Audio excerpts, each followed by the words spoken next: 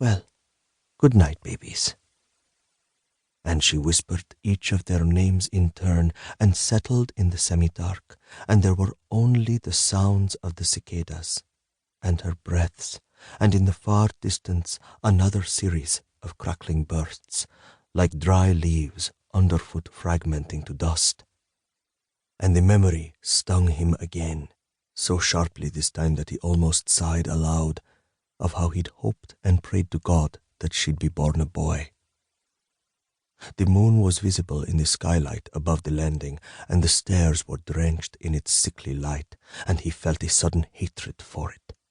The dead thing that circled one-faced and tide-locked above the earth, feeling nothing. Martha was sitting at the dining table, her forearms extended along its heavy wooden top, her fingers stretched, a mug before her, her face tilted towards the steam that wisped from it, her eyes closed. He thought of how she'd sat in just that spot weeks before and spoken animatedly to a strange and dangerous man, how she'd smiled at him and laughed at things he said, a laugh calculated to please the man, to reassure him she was well disposed towards him, that she believed the things he said, the reasons he gave for doing what he did.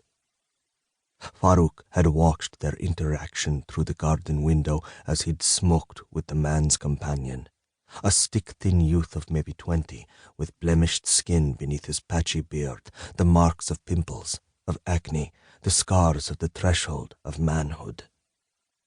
She'd wanted to speak to the man in charge, to get a sense of him, to see if he had solidness, a kind of ballast to his bearing. She was doing her best, he knew, to ease her terror, so she wouldn't opt to stay, to see if they could sit it out, this strange confluence of opposing certainties, this tiny Armageddon. The thin youth had sat in silence, looking now and then from the garden through the window towards his boss and the beautiful woman to whom he was speaking, and back to the woman's husband, and he'd grin and raise his eyebrows and exhale the smoke of his cigarette upwards in a thin stream and nod, smiling, in approval or reassurance, or just to be doing something to mitigate the awkwardness somehow, the stilted silence that hung between them. It was impossible to say. He had hated his wife in that moment, though he couldn't say for certain why.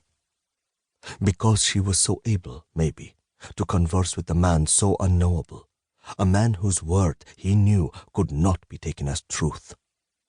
He felt humiliated, sitting outside his own house, on a stool beneath an olive tree, nodding back and forth with an idiot, inhaling foul tobacco simply because it had been offered to him and he'd been reluctant to appear cold or indifferent.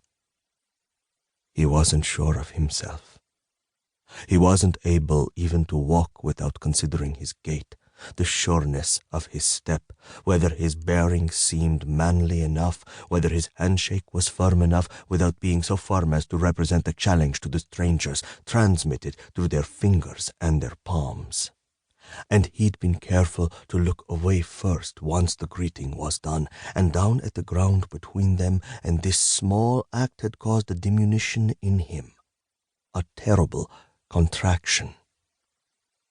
He wanted her to stand in front of him and bow her head and lower her eyes and beg for his forgiveness, for closing out the deal he'd made, for taking the envelope of money from the shelf above the stove, for counting out the notes in little piles along the table while he sat and smoked with a gurning boy, a sap-filled, leering youth. She'd gone too far. She'd only been meant to speak to him of her fears about the boat, to ask him of its type and provenance and the size and experience of its crew.